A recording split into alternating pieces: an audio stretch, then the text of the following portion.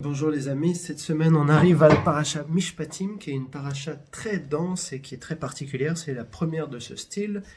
Au lieu d'être un récit, cette fois-ci ça commence en tout cas par une liste de lois pénales, morales, qui n'a l'air de n'en plus finir et qui, à la fin, juste à la fin, il y a une petite partie du récit qui nous fait comprendre qu'on est hors temps. On ne sait pas vraiment quand est-ce que ça se passe, Mishpatim. C'est peut-être juste après la révélation, puisque la révélation c'était la paracha précédente, la paracha Yitro. Et pendant la paracha Yitro, on a vu que finalement les Juifs disent à Moïse laisse Dieu te parler et toi tu nous enseigneras. Donc on a l'impression que c'est là qu'on arrive, parce que là ça commence par et voici les ordonnances que tu placeras devant eux. Et c'est Dieu qui parle à Moïse. Et donc, Moïse, il écoute ce que Dieu lui dit pour pouvoir répéter aux Juifs. Mais d'un autre côté, à la fin de la paracha, on a l'impression qu'il s'apprête à monter sur la montagne avec tout le monde, comme ce qui s'était passé avant la révélation dans la paracha précédente. Donc on se demande rétroactivement si toutes ces lois, ça correspond pas plutôt au début de la paracha Yitro, quand Moïse est en train de juger le peuple du matin au soir, et du matin au soir, donc il y a toutes ces lois qui sont enseignées. Donc, on va aller vite parce qu'elle est très très dense et ça va être très très long. Alors, et voici les ordonnances que tu placeras devant eux. Si tu achètes un serviteur juif, il travaillera 6 années, et la 7e, il sortira libre sans charge. S'il vient seul, il sortira seul. S'il est l'époux d'une femme, il sortira avec lui. Si son maître lui donne une femme pour qu'elle enfante des fils ou des filles, la femme et ses enfants seront à son maître et il sortira seul. Si le serviteur dit « J'aime mon maître, ma femme et mes enfants, je ne peux pas sortir libre », son maître l'emmènera au tribunal, l'amènera à la porte d'un montant, son maître lui percera l'oreille avec un poinçon et il servira toujours. Bref.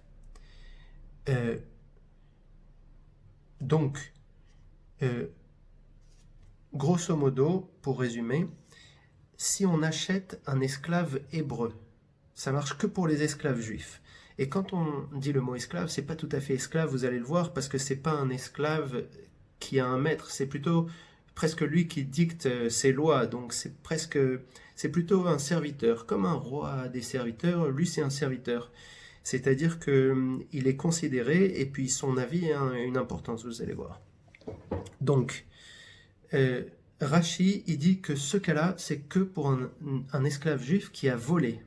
Parce qu'on sait que si un voleur ne peut pas rembourser ce qu'il a volé, enfin la peine qu'on lui inflige, eh ben, il doit se vendre lui-même, devenir esclave. Donc, ce que nous dit là le paragraphe qu'on a fait, c'est qu'on va se demander, est-ce qu'il est marié ? Oui ou non. S'il n'est pas marié, il rentre seul et il sort seul. Mais par contre, si le maître lui donne une femme pour qu'il ait des enfants, eh ben même chose, il rentre seul et il sort seul. Et les femmes et les enfants, ce sera des esclaves pour le maître. S'il est marié, soit au bout de 6 ans, il sort sans rançon, au bout de 6 ans, il sort sans rançon avec sa femme et ses enfants. Donc il est rentré avec sa femme, peut-être pas d'enfants, et il ressort avec sa femme et ses enfants. Maintenant, si il aime la femme et les enfants que le maître lui a donnés, tout ça, et qu'il veut rester esclave, donc c'est 2 cas, eh ben il peut décider de rester esclave. Mais s'il reste esclave, s'il ne reste pas esclave, bien sûr, il sort au bout de 6 ans, seul, enfin, ou avec la femme qu'il a mariée s'il était marié avant. Mais s'il veut rester, on lui perce l'oreille sur le seuil d'une porte avec un linteau et il devient esclave pour toujours. Qu'est-ce que ça veut dire ? Ça veut dire qu'on veut lui mutiler son oreille parce qu'on lui a dit d'écouter... il est juif, Dieu, il doit aimer Dieu parce que Dieu l'a sorti de la maison d'esclaves en Égypte. Comment ça se fait qu'il veut rester esclave ? Et on le met devant une porte avec un linteau pour que tout le monde puisse le voir et tout le monde puisse le réprimander pour lui dire « Pourquoi tu veux être esclave ?» alors que justement, on remercie Dieu qui nous a sortis de l'esclavage. Et quand on dit « pour toujours », en fait, ça veut dire jusqu'au prochain jubilé. Euh, donc, maintenant, il y a le commentaire qui dit que c'est complètement différent. Il dit que, en fait, un juif ne peut pas se marier à une non-juive. Donc, si jamais il rentre seul, le maître ne peut pas lui donner une femme non-juive. Par contre, s'il rentre marié, il peut lui donner une femme non-juive pour qu'il fasse des enfants, des esclaves, mais c'est seulement à titre reproductif, ça n'a rien à voir avec de l'amour. Et du coup, c'est pas vraiment sa femme. Et quand il ressort, il laisse la femme et les enfants. Alors du coup, ça change un petit peu ce qu'on a l'air de comprendre quand on regarde la Torah. Il y a une parabole qui dit que ça, c'est aussi une sorte de message pour ceux qui sont avec la Torah. Ceux qui rentrent seuls, c'est-à-dire sans Torah, ils ressortent seuls après leur mort. Alors que ceux qui rentrent mariés avec la Torah, eh ben, ils ressortent avec leurs femmes et des enfants après la mort. Voilà, c'est une sorte de parabole. Il y a toujours 100 000 façons de comprendre.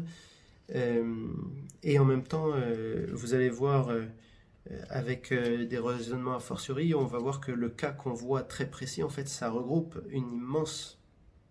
un immense nombre de cas. Si un homme vend sa fille comme servante, elle ne sortira pas à la façon du départ des esclaves.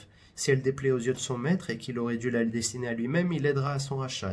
Il n'aura pas le pouvoir pour la vendre à un homme étranger alors qu'il l'a trahi. Et s'il l'a destinée à son fils, il procédera à son égard selon les droits des jeunes femmes. S'il en prend une autre en plus d'elle, il ne diminuera pas sa nourriture, son habillement et son droit conjugal. Et s'il ne procède pas à son égard de l'une de ces trois manières, elle sortira gratuitement sans argent. Donc qu'est-ce qui se passe ? Il y a un seul cas où un juif a le droit de vendre sa fille comme servante, c'est le cas où il est très pauvre. S'il est d'une extrême pauvreté, qu'il a vendu tous ses biens et qu'il s'en sort toujours pas, il peut proposer de vendre sa fille prépubère en tant que servante dans une maison de quelqu'un qui a les moyens, et ce quelqu'un qui a les moyens va lui donner une dot, et cette dot, le pauvre ne doit l'utiliser qu'au fur et à mesure du temps qui passe. Parce que si jamais elle ne plaît pas à son maître, eh ben, le maître va la rendre, la fille servante. Et pour la rendre, le père va avoir besoin de racheter au prorata du temps passé. Elle sera servante à un certain moment, donc elle sera payée, mais le reste, il faudra le rendre. Si la situation du père s'améliore, il doit récupérer sa fille, il doit la racheter. C'est une obligation. Il y a trois façons de sortir autrement. Si le maître décède, au bout de 6 ans, elle n'est pas mariée, et si au bout de l'année du jubilé, elle n'est toujours pas mariée, eh ben, elle sort sans payer. Par contre, si jamais le maître, son maître, se marie avec elle, ou il donne son fils avec elle, et ben dans ce cas-là, il faudra qu'il lui donne vêtements, nourriture et droit conjugal, sachant que si jamais il se prend une deuxième femme, et ben ça ne change pas ça, il faut que ce soit égal. Une fois qu'on se marie pas avec une servante, on se marie avec une femme, et la femme qui était servante, elle a exactement les mêmes droits que la femme d'un roi qui est mariée à la même personne. Donc, si jamais ces trois droits ne sont pas respectés, elle peut sortir librement sans payer quoi que ce soit. Donc, voilà. Donc,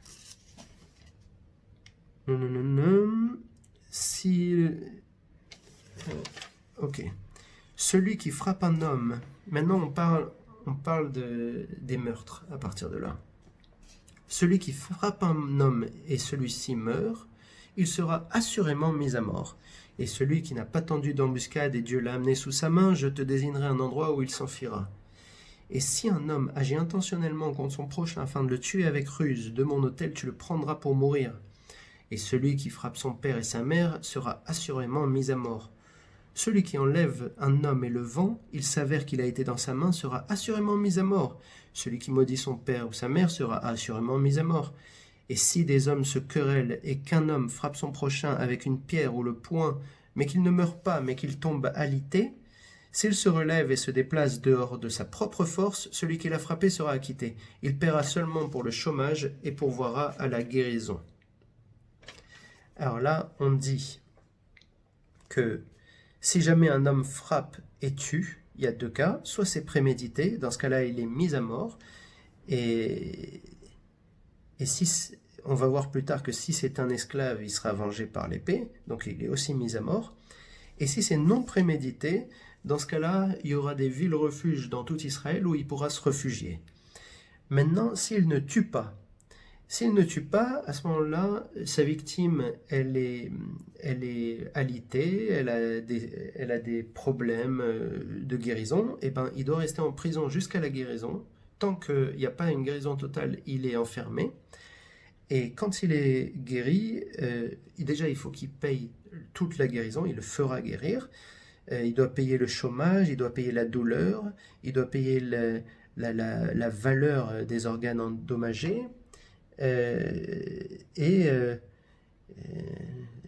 puis si c'est un esclave qui l'a endommagé, ben, l'esclave est libéré après 24 heures pour la compensation de ses organes blessés, que ce soit l'œil ou là-dedans ou n'importe quoi.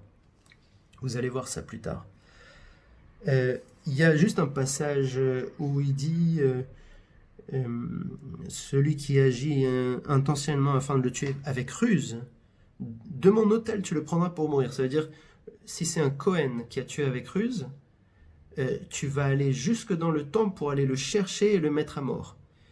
Donc on doit comprendre à plus forte raison que n'importe qui tue avec ruse doit aller, quelle que soit son activité, on va le chercher et on va le tuer. Maintenant, ce qui est assez étonnant, c'est que tuer avec ruse, c'est plus grave que tuer en frappant. Et quand on avait vu tuer en frappant, ceux qui frappent un homme et le tuent, il est mis à mort, on ne précise pas pour le Cohen. Donc de là, on doit en déduire que si c'est un Cohen qui frappe et tue à mort, il faut le laisser au temple, se réfugier et attendre qu'il sorte, on dirait. Mais comment je sais que tuer par ruse, c'est plus grave que tuer en frappant? On va le voir après, c'est parce que le vol par ruse est plus grave que le vol au su et au vu de tout le monde. On va le voir après, donc j'en parle pas plus. Maintenant, c'est ce que moi je déduis, mais j'ai cherché et j'ai pas trouvé de contradiction de ça. Si jamais un Cohen frappe et tue à mort, peut-être qu'on doit le laisser dans le temple finir, et puis quand il sort, on le met à mort. Juste pour ceux qui pensent avec bienveillance et moralité, quand je dis mise à mort, c'est la peine qu'il mérite.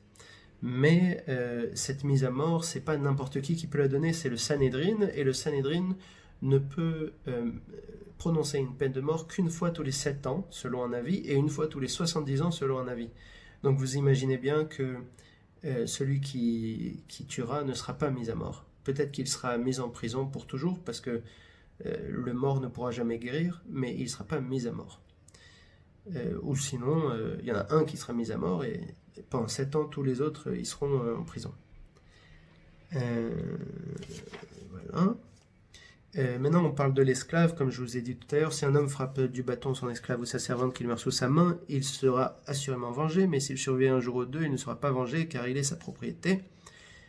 Si des hommes se battent et heurtent une femme enceinte, alors là c'est un troisième cas, on a vu le cas où un homme frappe un homme et le tue, un homme frappe un homme et ne le tue pas, et maintenant un homme frappe un homme et il frappe une femme enceinte par inadvertance qui passait par là, et qu'elle avorte, mais qu'il n'y a pas eu de malheur, sous-entendu qu'elle, ça va, il sera puni à coup sûr, selon ce que l'époux de cette femme fera évaluer contre lui, et il paiera par ordre des juges. Donc le mari de la femme, il doit aller au tribunal, et les juges doivent décider combien il va payer.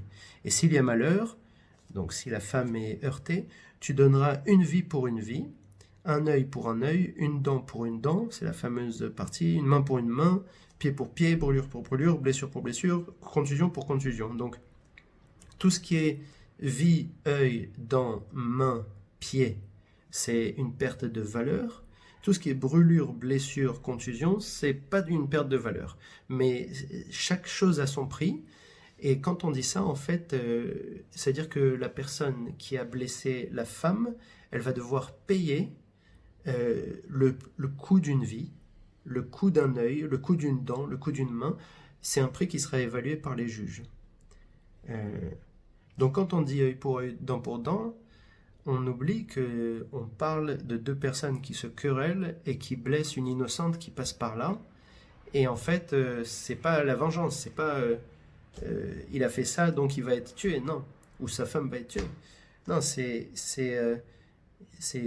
une peine pécuniaire. Parce que comme c'est pas un meurtre prémédité, ça ne mérite pas la mort. Maintenant, le code d'Hammurabi, qui était parallèle à la Torah, qui était même plus ancien du temps des Sumériens, lui, si on tuait un fils, il fallait tuer le fils de celui qui a tué. Si on tuait une femme, il fallait tuer la femme de celui qui a tué. Et du coup, les gens qui faisaient des fautes ne payaient pas pour leurs fautes, c'était leurs proches qui payaient pour leurs fautes, par exemple. Donc c'est à ça que ça fait allusion aussi. Ça fait allusion, voilà, nous, c'est pas du tout comme ça qu'on pense, c'est comme ça qu'on pense. Chacun est responsable pour soi et doit rembourser tous les dommages qu'il produit. Si un homme frappe l'œil de son esclave ou l'œil de sa servante et le détruit, il l'affranchira en compensation de son œil. S'il fait tomber la dent de son esclave ou la dent de sa servante, il l'affranchira en compensation de sa dent. Donc il a payé pour avoir un esclave et finalement il doit le rendre libre si jamais il ne prend pas soin de lui. Juste une petite parenthèse. Quand je dis préméditation, on n'a pas parlé de préméditation. On a dit juste si un homme frappe et tue, et ensuite on a dit mais s'il n'a pas prémédité. Mais en réalité, si deux personnes se battent et que même sans avoir l'intention de tuer l'homme à tuer, en fait c'est considéré comme préméditation. Donc frapper, il faut faire attention parce que quand tu frappes, tu risques de tuer et à ce moment-là, c'est préméditation, c'est mise à mort, peine de mort. Et si un bœuf... Alors maintenant, on va voir la sanctification de la vie humaine. La vie d'un homme est beaucoup plus importante que la vie d'un animal. On va voir à partir de là. Si un bœuf encorne un homme ou une femme et qu'il meurt, le bœuf sera assurément lapidé, sa chair ne sera pas mangée et le propriétaire du bœuf sera innocent. Mais il ne pourra pas profiter de son bœuf.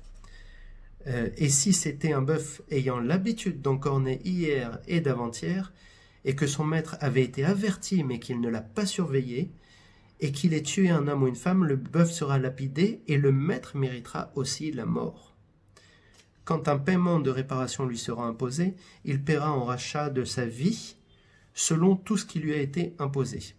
Donc là on dit, en gros, si jamais ton bœuf il tue quelqu'un alors qu'on t'a averti que tu n'as pas fait attention, eh ben, tu mérites la mort, mais les juges peuvent proposer une compensation financière pour le remboursement de la vie de quelqu'un. Mais ça coûte très cher, alors faut faire gaffe, quoi. Que ce soit un garçon qui l'encorne ou une fille qui l'encorne, selon ce jugement, il sera fait. Donc c'est là aussi un clin d'œil à Hammurabi, c'est que si jamais c'est un garçon, on ne va pas tuer ton garçon. C'est toi qui dois payer pour le fait d'avoir été responsable d'un bœuf qui a encorné un garçon ou une fille. Si le bœuf encorne un esclave ou une servante, 30 shekels d'argent il donnera à son maître et le bœuf sera lapidé. Donc là encore, la vie d'un esclave, même s'il est innocent, il doit payer 30 shekels. C'est-à-dire, c'est le seul cas où le bœuf il tue un homme sans que le maître le sache et le maître doit payer. L'autre cas, s'il ne le savait pas, il est innocent. C'est juste le bœuf qui est lapidé. Il perd sa propriété sur le bœuf. Mais là, si c'est un esclave qui est tué, dans ce cas-là, il doit payer 30 shekels d'argent en plus. Donc l'esclave ne sera jamais un sous-homme, il aura toujours une valeur importante. 30 shekels d'argent, on peut vivre pendant plusieurs années, vous allez le voir après. Et si homme découvre un trou, ou si homme creuse un trou et ne le recouvre pas, et qu'il tombe un bœuf ou un âne, le propriétaire du trou paiera. Quand on dit le propriétaire, c'est celui qui a enlevé le trou, c'est pas forcément le propriétaire. Il restituera de l'argent à son maître et la dépouille sera à lui. Donc, j'ai découvert un trou, il y a un bœuf qui est tombé dedans, je dois rembourser le prix du bœuf et donner le cadavre du bœuf au propriétaire. Si le bœuf... Alors là, on voit que c'est pas du tout prémédité, bien sûr. Hein. Si jamais je l'ai prémédité, si j'ai voulu faire ça, dans ce cas-là, je suis coupable et je mérite la mort. Mais si jamais c'est non prémédité, c'est comme ça que ça se passe. Et on en déduit les cas, si jamais on met un poteau et qu'il y a quelqu'un qui bute sur le poteau et tombe et meurt, et ben, ou un animal ou quoi, et ben c'est toujours la même chose. Hein.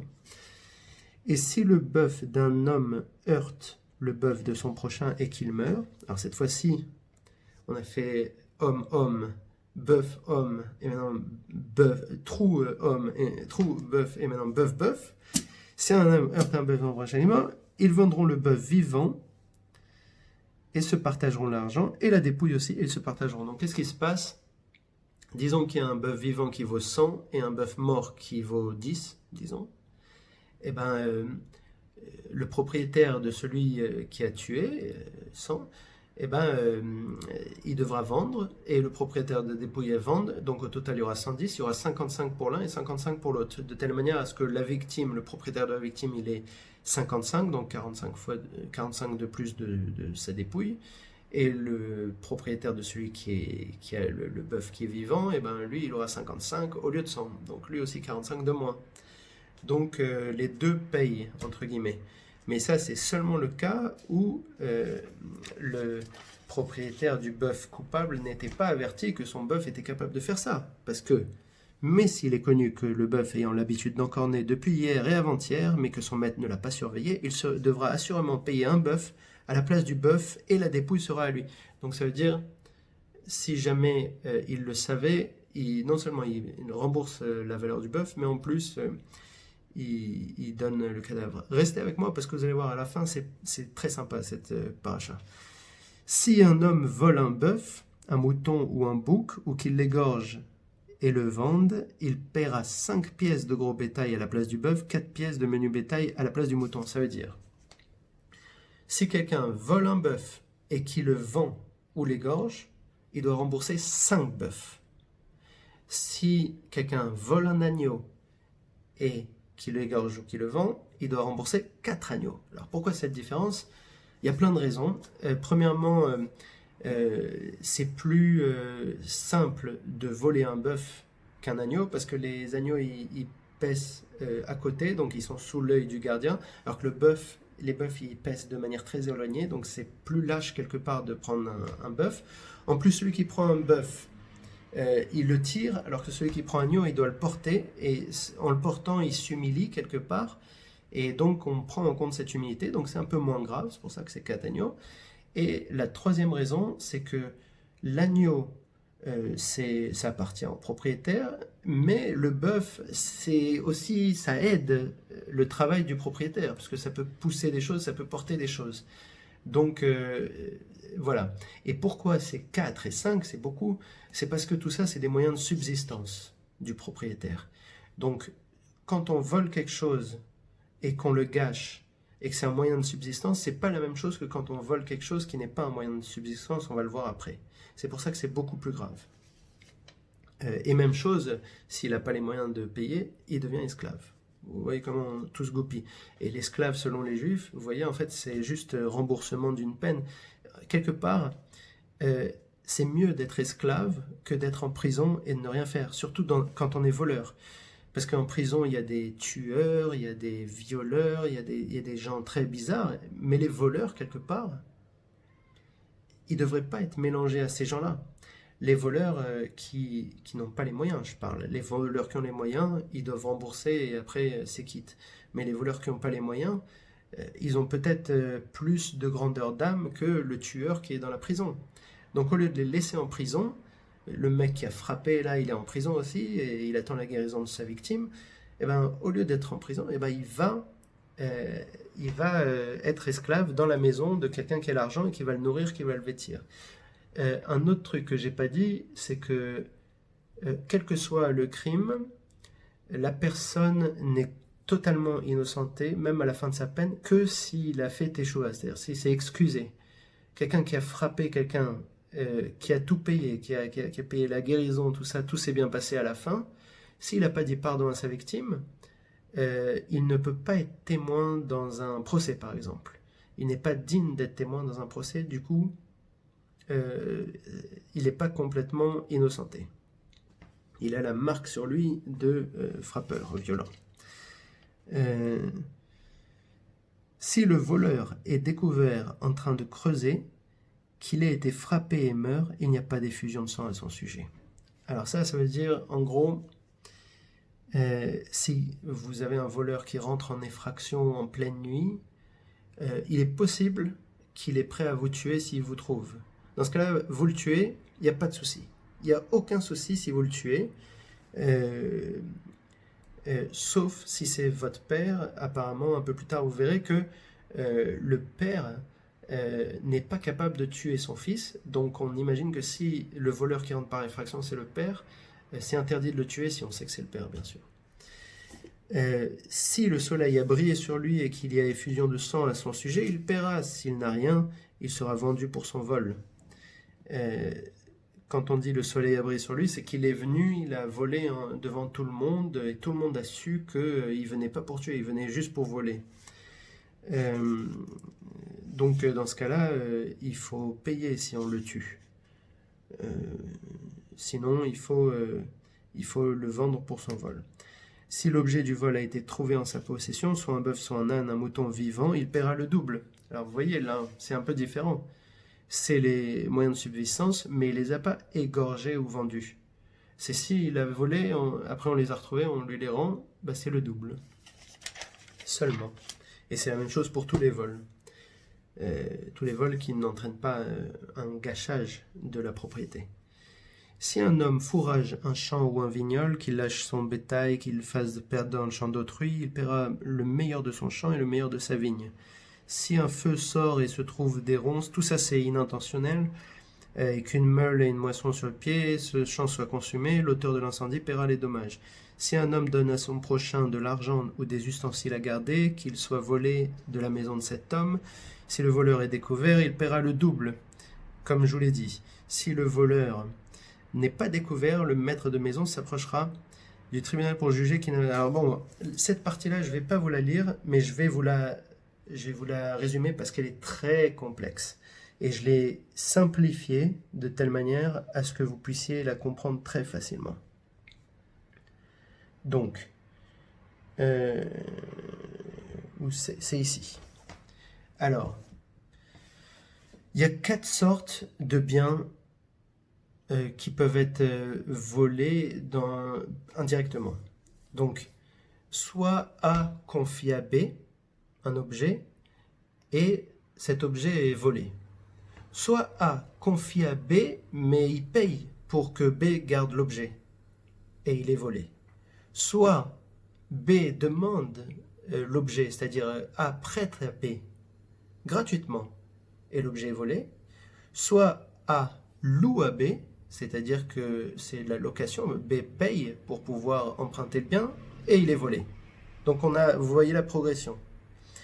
Donc si jamais A demande à B de garder et que c'est volé, il y a un jugement. Et s'il est innocent, le B ne paye rien. S'il est coupable, il paye double. Si A confie un objet à B mais le paye, B est beaucoup plus responsable.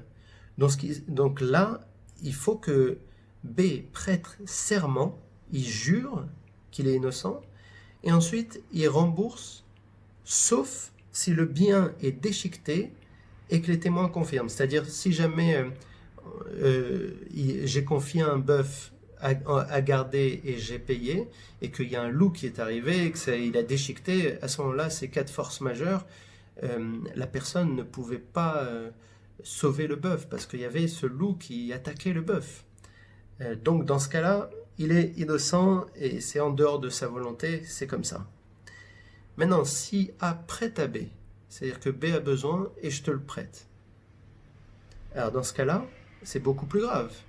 Parce que c'est B qui a demandé, A a prêté par gentillesse. Donc, quoi qu'il arrive, il faut rembourser. Par contre, si A loue à B, c'est un peu moins grave. Parce que cette fois-ci, c'est un business. Et B, c'est le client. Il paye pour louer. Donc, la phrase, c'est « il en est pour sa location ». Et malheureusement, on ne sait pas très bien ce que ça veut dire. Donc, Rabbi Meir dit que c'est comme le premier cas, et Rabbi Yehuda dit que c'est comme le deuxième. C'est-à-dire, si jamais on loue, alors la question c'est, est-ce que c'est le droit du client, n'est-ce pas? B, le client, cette fois-ci, il a loué quelque chose qui a été perdu. Donc, dans ce cas-là, si c'est le client, eh ben, c'est comme si B, il était professionnel et on lui confiait le bien. Ah non, c'est l'inverse.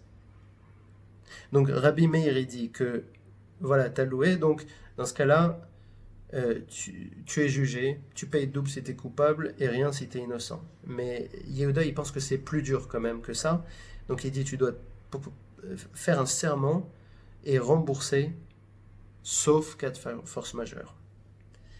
Donc ça peut être dans Baba Metzia 95b pour ceux qui veulent chercher ça. Donc ça me fait passer une très grosse partie du passage.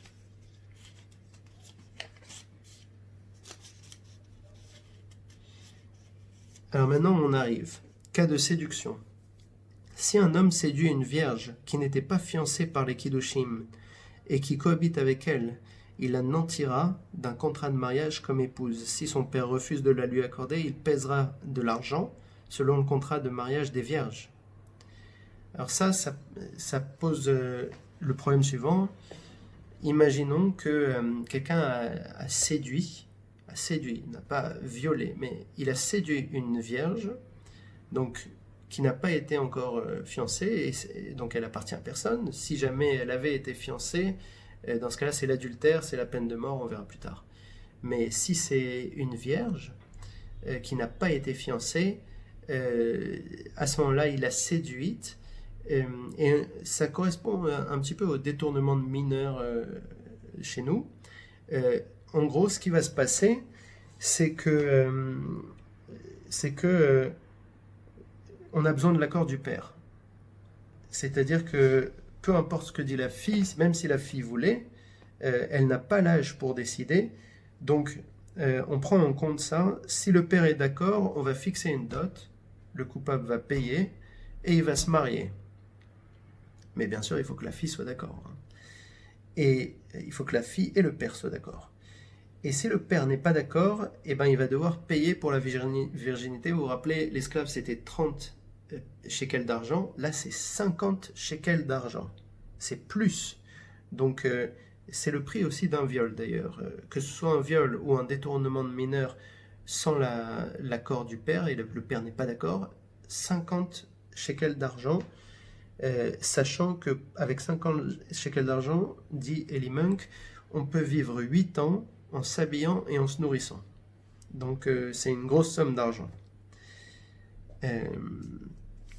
Tu ne laisseras pas vivre une sorcière. Quiconque a des rapports avec une bête, les zoophiles, sera assurément mis à mort. Celui qui offre des sacrifices aux dieux, l'idolâtre, sera détruit, si ce n'est à Hachem lui seul. Là, il ne sera pas détruit. Et l'étranger, tu ne... Alors, ouais. Juste pour ces 3 rapides lois, cette fois-ci, c'est intéressant que ce soit mis les unes à côté des autres. Zoophile, sorcière et adultère. On dit sorcière pour femmes, mais ça marche aussi pour les hommes. C'est juste qu'à l'époque, c'était plus fréquent de voir des femmes qui s'adonnaient à la sorcellerie que des hommes. Mais c'est en fait des gens qui essayent par la ruse de détourner les gens du droit chemin en les convainquant de leur super pouvoir en fait. Et du coup, ça pose problème pour la société. Et l'étranger, tu ne heurteras ni n'opprimeras, car vous avez été étrangers dans le pays d'Égypte. Alors ça, c'est très intéressant. Parce que là, on va parler des gens à qui on doit avoir un respect. Et quand on dit l'étranger, ça peut être le juif qui vient d'un autre pays, le converti, récemment converti, et ça peut aussi être le non-juif. Donc l'étranger qui siège par exemple, donc si c'est un non-juif en Israël par exemple, tu ne le heurteras ni l'opprimeras, car vous avez été étrangers dans le pays d'Égypte. Sous-entendu, vous vous rappelez ce que j'ai fait aux Égyptiens. Donc n'opprimez pas l'étranger, parce que sinon, je peux vous faire la même chose que ce qui s'est passé en Égypte. Toute veuve et orphelin ne les ferait souffrir. Et pour les veuves et les orphelins, il dit, si jamais tu le fais souffrir, et s'il crie vers moi, j'entendrai assurément sa plainte, mon courroux s'enflammera et je vous ferai périr par le glaive, vos femmes seront veuves et vos enfants orphelins. Tout d'un coup. C'est ça qui est fou, c'est que si jamais tu fais souffrir la veuve et l'orphelin, je vous ferai périr. C'est-à-dire que quand quelqu'un fait souffrir une veuve et un orphelin, la punition est collective, ça va très loin. C'est celui qui a fait la faute, celui qui a regardé la faute et qui n'a rien fait, c'est les gens qui étaient autour, c'est très très grave. Et c'est la seule fois où Dieu dit « mon courroux s'enflammera » avec l'idolâtrie. Il y a l'idolâtrie et offenser la veuve et l'orphelin. De là, j'ai un chidouche que je ne suis pas sûr que beaucoup de gens savent, mais je l'ai vérifié et c'est vrai. En fait, je me suis toujours demandé pourquoi Er et Onan ont mérité de mourir directement par Dieu. Vous vous rappelez de cette histoire? Il y avait Tamar qui était mariée à Er, et Er finissait en dehors d'elle parce qu'elle était belle et il ne voulait pas qu'elle ait d'enfants et que sa beauté soit gâchée. Et du coup, Dieu, il a été très énervé, il l'a tué directement. Et c'est la première fois, et la seule fois jusque-là, où Dieu se mêle de tuer une personne précisément. Il y a eu Sodome et Gomorrhe, il y a eu Shrem, il y a eu la génération antédiluvienne, mais il n'y a pas eu Dieu qui punit une personne directement. Et c'était Er. Et après, Onan, même chose. Onan, il a fait la même chose à Tamar, même chose. Alors je me suis dit, comment ça se fait? Peut-être qu'elle était orpheline. Et j'ai cherché, et dans Sota 10b, on explique le moment où elle parle à Judas, un peu plus tard, quand elle fait l'amour avec Judas. Et Judas lui pose la question, est-ce que ton père, machin, un truc? Et elle répond, je suis orpheline. Et Rashi, il commente, elle était orpheline dès son premier mariage.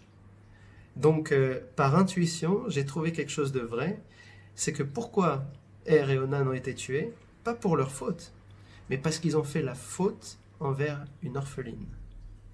Donc, ça en dit gros sur le respect qu'on doit avoir pour les orphelins et les veuves. Pourquoi? Parce qu'ils n'ont personne vers qui se tourner. Si jamais on leur fait du mal, l'orphelin ne peut pas se tourner vers ses parents, la veuve ne peut pas se tourner vers son mari. Donc elle se tournera vers Dieu et Dieu les entendra.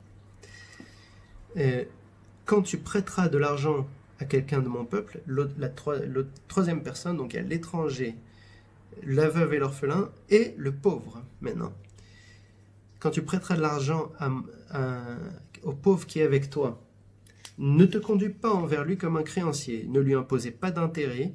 Si tu prends en gage le vêtement de ton prochain jusqu'au coucher du soleil, tu le lui rendras, car c'est son seul habit, c'est le vêtement pour sa peau. Avec quoi se couchera-t-il? S'il advient qu'il crie vers moi, j'écouterai, car je suis compatissant. Donc là, à plus forte raison, si on lui prête pas d'argent, mais en tout cas, celui qui lui prête de l'argent, c'est un acte de charité. On prête sans intérêt, donc il n'y a aucun intérêt à prêter de l'argent à un pauvre. C'est juste par amour de son prochain qu'on lui prête. Mais après, une fois qu'on lui a prêté, il ne faut pas le stresser tant qu'il ne peut pas rembourser. Il ne faut pas le persécuter. Et si on a pris un gage dont il a vraiment besoin, il faut lui donner le gage. Donc, c'est quelque chose dont il faut faire attention parce que Dieu va écouter sa prière. Maintenant, si celui qui a été gentil, qui a été charitable, il a cette responsabilité, imaginez celui qui n'a pas été charitable, celui qui opprime un pauvre. Eh bien, lui, c'est encore pire. C'est des raisonnements a fortiori qu'on peut faire. Chaque fois que la Torah dit quelque chose, elle en dit le moins possible. Donc c'est à nous de réfléchir et d'imaginer la conséquence de s'il y a un cas pire. Donc, tu ne blasphémeras pas Dieu, et un chef dans ton peuple, tu ne maudiras pas. Bon, après, il y a une tonne de petites lois. Ton offrande de plénitude, c'est des lois comportementales. Hein. Ton offrande de plénitude en rein ne diffère pas, ne paye pas tes taxes en retard. Le premier-né de tes fils, tu me donneras, ainsi feras-tu pour ton bœuf et ton bétail. Pendant la période de 7 jours, il restera avec sa mère, le 8e jour, tu pourras me le donner. Et les hommes de sainteté, vous serez pour moi. Ça veut dire, faites attention à vos paroles, il ne faut pas être vulgaire, il ne faut pas mentir, il ne faut pas dire du bien auquel on ne croit pas, les paroles de mensonge en général, la médisance, tout ça. Il faut être une nation sainte, c'est ça que ça veut dire. Et la chair d'un animal déchiqueté dans le champ, n'en mangez pas, au chien vous la jetterez, n'acceptez pas de rapport mensonger, c'est répété, entre guillemets. N'associe pas ta main avec le méchant pour être un témoin vénal, ne sois pas derrière la majorité pour le mal, et ne réponds pas à un litige en adhérant à la majorité afin de détourner la loi. Et n'honore pas l'indigent dans un procès. Tout ça, c'est des règles pour le juge. Il ne faut pas qu'il soit influencé par les autres juges. Il faut qu'il ait son propre raisonnement. Et même si ce n'est pas la même raison pour laquelle il a la même décision qu'un autre juge, il faut rester bien centré sur son jugement et ensuite prendre sa décision. Et on n'honore pas le pauvre lors du procès. Sous-entendu, c'est pas parce qu'il est pauvre qu'il a raison. Donc il faut d'abord être droit et ensuite la charité. D'abord la justice, ensuite la charité. Si tu rencontres le bœuf de ton ennemi ou son âne égaré, tu dois assurément le lui rendre. Et si tu vois l'âne de celui que tu hais ployant sur la charge, t'abstiendrais-tu de l'aider ? Tu dois assurément l'aider à décharger avec lui. Donc là encore, c'est du comportement. Si on a un ennemi, normalement c'est interdit d'avoir un ennemi, mais disons que il y a un meurtrier, non pas un meurtrier, parce que lui il est mis à mort ou en prison, disons un voleur qui a rendu mais qui n'est pas innocent parce qu'il n'a pas fait tchouva, il n'a pas demandé pardon, on a le droit de ne pas l'aimer. Mais, et même si on n'est pas la victime, mais il faut quand même aider son animal, parce que l'animal, c'est aussi une créature de Dieu et il faut être gentil avec l'animal, entre guillemets. Il faut le ramener à son maître, il faut l'aider s'il ploie sous la charge. Cette miséricorde qu'on doit accorder aux animaux, elle est à ce moment-là dans la Torah écrite noir sur blanc. Donc voilà, ça c'est des choses de comportement. Ne détourne pas le jugement de ton indigent dans son procès. Alors là c'est l'inverse. C'est pas parce qu'il est pauvre que tu vas l'opprimer dans le jugement. Là, c'est aussi pour les juges. Éloigne-toi de la parole mensongère, encore une fois, et n'exécute pas l'innocent ou le juste, car je n'absoudrai pas le méchant. Alors, sous-entendu, ça c'est, n'aie pas peur. Même si tu crois qu'il est coupable, mais tu n'arrives pas à avoir toutes les preuves, ne l'exécute pas. Parce que ne t'en fais pas, Dieu ne l'absoudra pas.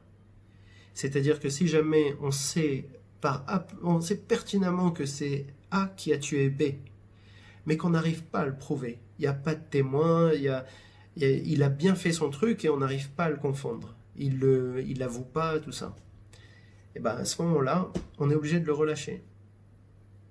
Mais il ne faut pas s'en faire parce que Dieu s'occupera de lui. C'est ça qu'il dit par n'exécute pas l'innocent ou le juste, car je n'absoudrai pas le méchant. Tu vois, ça a l'air un peu bizarre comme phrase, mais en fait, c'est ça que ça veut dire. N'accepte pas. Le plus important, c'est pas de tuer le coupable, c'est de ne pas tuer celui qui est innocent. Parce que s'il y a le moindre doute que cette personne est innocente, il vaut mieux s'abstenir de la tuer. D'ailleurs, quand quelqu'un est condamné à la peine de mort, dès qu'il y a une nouvelle information, on refait le jugement. Alors que quand quelqu'un est acquitté, quand il y a une nouvelle information, on ne refait pas le jugement. N'accepte pas de présent corrupteur, car le présent corrupteur aveuglera les clairvoyants et faussera les paroles qui sont justes. N'opprime pas l'étranger, tout ça c'est pour les juges. N'opprime pas l'étranger, encore une fois, vous connaissez, vous, le sentiment de l'étranger, car vous avez été étranger dans le pays d'Égypte. C'est répété aussi ici. 6 années tu enseveras la terre, et tu regarderas son produit. La 7e tu laisseras sans soin abandonné, et les indigents de ton peuple en mangeront le reste. La bête sauvage des champs le mangera, et ainsi tu feras pour ta vigne et ton oliveraie. 6 jours tu accompliras des activités, le 7e jour tu t'abstiendras, afin que ton bœuf et ton âne se reposent, et que le fils de ta servante et le résident puissent se régorer. Ça c'est les non-juifs qui travaillent pour toi. Aussi, il ne faut pas qu'ils travaillent à Shabbat. Pour tout ce que je vous ai dit, prenez garde, et le nom des dieux des autres ne les mentionnez pas, et il ne sera pas entendu de la bouche. Donc il ne faut même pas prononcer le dieu des autres, des idolâtres en fait. Pas forcément des autres religions, mais les dieux intermédiaires. Parce qu'à l'époque, le soleil, ça pouvait être un dieu, la chèvre, les animaux, ça pouvait être des dieux. Il ne faut même pas dire leur nom. Bien sûr, chèvre, c'est pas un dieu. Mais eux, ils l'appelaient autrement. Mais il ne faut pas le dire. Il ne faut pas le mentionner. Et il ne faut pas le faire mentionner aussi. 3 fêtes tu célébreras pour moi dans l'année. Tu observeras la fête des Matzot. Donc ça, c'est Pessah. 7 jours tu mangeras des Matzot comme je te l'ai ordonné, au temps fixé du mois de printemps. C'est alors que tu es sorti d'Égypte, on te le répète, et vous ne paraîtrez pas devant moi les mains vides.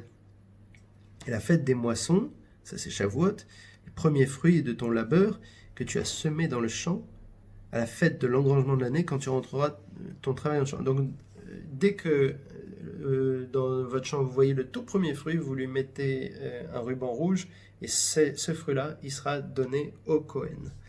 3 fois l'an, tous les mâles paraîtront devant le Seigneur Hachem. Tu n'offriras pas le sang de mon sacrifice. Je regarde, c'est des trucs intéressants. Premier fruit de la terre, tu les apporteras à la maison d'Hachem. Tu ne feras pas cuire le chevreau dans le lait de sa mère. Tu ne feras pas cuire le chevreau dans le lait de sa mère. C'est une des lois qui est répétée 3 fois. Il y a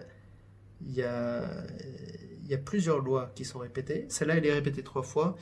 Il y a plein de littérature à propos de cette loi, mais il y a un commentaire qui dit qu'elle est répétée 3 fois pour dire que sa consommation est interdite, sa cuisson est interdite et son profit est interdit. Donc, même si c'est pas pour nous, on doit pas le faire. Voici. Alors, maintenant, on arrête les lois, on va parler de ce qui va se passer maintenant dans le cadre du récit. Voici, j'envoie un ange devant toi pour te protéger en chemin, pour te conduire vers l'endroit que je t'ai préparé, Israël. Prends garde à lui, écoute sa voix, ne te rebelle pas contre lui, car il ne pardonnera pas votre faute délibérée, contrairement à Dieu qui pardonne, car mon nom est en lui. La faute délibérée, ce sera le veau d'or. Donc là, Dieu il dit à Moïse qu'il va y avoir une faute délibérée. Car si tu écoutes bien sa voix et exécutes tout ce que je dirai, je serai l'ennemi de tes ennemis et je harcèlerai ceux qui te harcèlent. Car mon ange ira devant toi et te conduira chez l'Amoréen, le Hittite, le Phézéen, le Cananéen, le Révéen, le Jébusien, et je les anéantirai.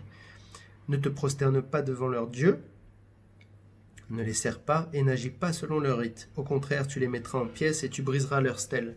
Ce que les Juifs n'ont pas tout à fait fait, et comme c'était pas Dieu qui les accompagnait, c'était un ange, ils en ont beaucoup souffert, on le verra bien plus tard.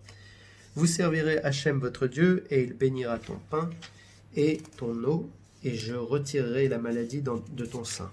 Donc, si tu fais tout ça, tu as vraiment des belles récompenses. Il n'y aura pas de femme qui perde ses enfants ou qui soit stérile dans ton pays. Je comblerai le nombre de tes jours, j'enverrai ma terreur devant toi, sous-entendu, personne n'osera t'approcher, et je jetterai la confusion dans tout peuple chez qui tu iras. Et je ferai tourner vers toi la nuque de tes ennemis, c'est-à-dire ils se sauvent devant toi.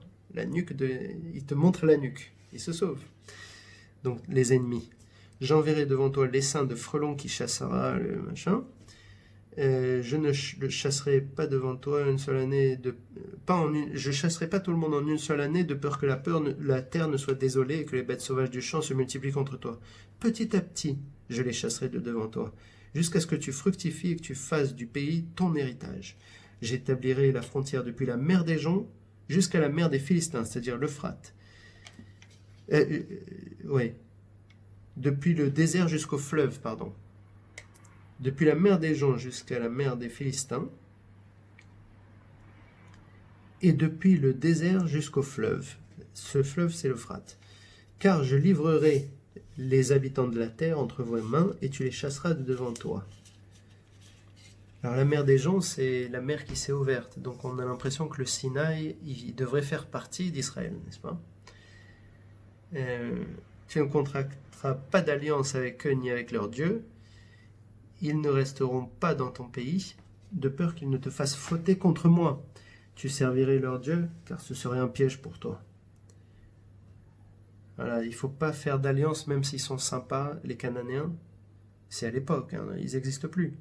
Mais il ne faut pas faire d'alliance avec eux, parce que au bout d'un moment, tu vas te faire avoir, tes enfants, ils vont aller voir les dieux, leur Dieu. Et à Moïse, il dit, monte vers Hachem, et c'est là qu'on se demande, mais à quel moment on est de l'histoire? Parce que ça nous rappelle la paracha Yitro. Et à Moïse, il dit, monte vers Hachem, toi, Aaron, Nadav et Avihu, les fils d'Aaron, et 70 des anciens d'Israël, et vous vous prosternerez à distance. Puis Moïse s'approchera seul vers Hachem, mais eux n'approcheront pas. Quant au peuple, il ne montera pas avec lui. Moïse vint dire au peuple toutes les paroles d'Hachem et toutes les ordonnances, et tout le peuple répondit d'une seule voix, ils dirent toutes les paroles d'Hachem à prononcer, nous le ferons. Naasé. Ils disent pas Venishma. Donc c'est exactement ce qui s'était passé à Yitro. Maintenant, on va parler de ce qui ne s'est pas passé à Yitro, dans le sens où soit on est au moment de Yitro et on va un peu plus dans le détail, soit on est après Yitro et c'est la deuxième fois qu'ils disent Naasé. Mais pas Venishma. Ils vont le dire après. Moïse écrivit toutes les paroles d'Hachem. Sous-entendu, il écrivit Bereshit jusqu'au don de la Torah. Donc, tout ce que je suis en train de lire ici, tout ce que j'ai lu dans le passé, voilà, c'est écrit à ce moment-là. Il se leva tôt le matin et construisit un autel au pied de la montagne, 12 stèles pour les 12 tribus d'Israël. Il envoya les jeunes enfants d'Israël. Alors, qui c'est les jeunes? Il y en a qui disent parce que c'est l'avenir, il y en a qui disent que en fait, les premiers-nés sont allés faire ça parce que les premiers-nés, c'était eux qui étaient en charge du culte, jusqu'au veau d'or, où finalement c'est devenu les Cohen et les Lévi. Mais avant que ce soit les Cohen et les Lévi, c'était les premiers-nés. Donc là, c'est les jeunes. Ils firent monter des offrandes d'élévation et immolèrent des taureaux en offrande de paix, de festin de paix à Hachem. Donc c'est les jeunes qui font ça. Moïse prit la moitié du sang et le mit dans des bassins. La moitié du sang, il en aspergea l'autel. Il prit le livre de l'Alliance et le lut aux oreilles du peuple, et ils dirent, tout ce que Hachem a dit, nous ferons et nous obéirons. C'est cette fois-ci qui dit Naasé Venishma. Donc ils ont vu le sang sur l'autel, le sang sur les bassins, les offrandes de festin et de paix. Moïse leur lit tout le livre d'Alliance. Le livre d'Alliance, je ne suis pas sûr si c'est la Torah ou si c'est un livre qu'on a perdu, dont on a parlé un peu avant. Moïse prit le sang et en aspergea le peuple, et il dit, cette fois-ci il prend le sang, et après qu'ils aient dit Naasé Venishma, il leur met du sang sur eux. Voici le sang de l'alliance que Hachem a conclu avec vous à propos de toutes ces choses. Moïse monta, ainsi que Aaron, Nadav et Avihu, et ce sont exactement comme Dieu lui avait demandé.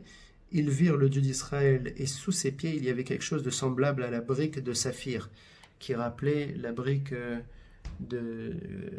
avec laquelle ils construisaient en tant qu'esclaves. D'ailleurs, c'est marrant parce que cette paracha, elle commence par les esclaves. Et c'est bien que ça parle des esclaves, puisque ça parle à des gens qui ont été esclaves. Donc ça leur parle. Et à un moment, on a dit celui qui tue sans préméditer,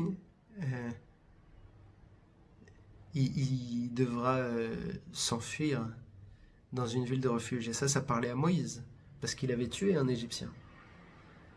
Donc, pure substance de Israël. Juste un truc, l'armure de saphir, ils disent levana, livnat. Livnat, et ça a une racine lavane. Donc à cause de ça, il y en a qui disent que ce n'est pas du saphir, mais c'est du cristal, parce que c'est censé être blanc, lavane. Mais après, il y a marqué pur, pur comme la substance du ciel, donc ça a l'air d'être du saphir. C'est la seule chose qui nous fait dire que c'est du saphir. Et contre les nobles, parce que le saphir c'est bleu, et contre les nobles des enfants d'Israël, il ne porta pas sa main. Alors, il avait dit, dans la paracha d'Yitro, il ne faut pas qu'ils regardent Dieu. Donc quand ils sont allés sur la montagne, il y a marqué, ils contemplèrent Dieu, ils mangèrent et burent. Peut-être qu'ils ont regardé Dieu, et la phrase « il ne porta pas sa main », ça veut dire qu'il ne les a pas tués. Il devait les tuer, il méritait d'être tué parce qu'il leur avait dit « ne regardez pas ». Mais il s'est dit « on ne va pas les tuer maintenant, on ne va pas gâcher le plaisir du don de la Torah, donc ce sera plus tard ».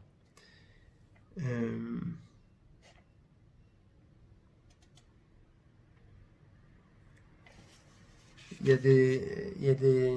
Ouais, bon, c'est pour plus tard. Hachem dit à Moïse, monte vers moi vers la montagne et reste-y. Et je te donnerai les tables de pierre, l'enseignement et la loi que j'ai écrit pour les instruire. Moïse se leva, ainsi que Josué son serviteur, et Moïse monta vers la montagne de Dieu, et aux anciens il dit, attendez-nous ici jusqu'à ce que nous revenions vers vous. Et voici Aaron et Hour sont avec vous, celui qui aura une affaire s'approchera d'eux. Donc,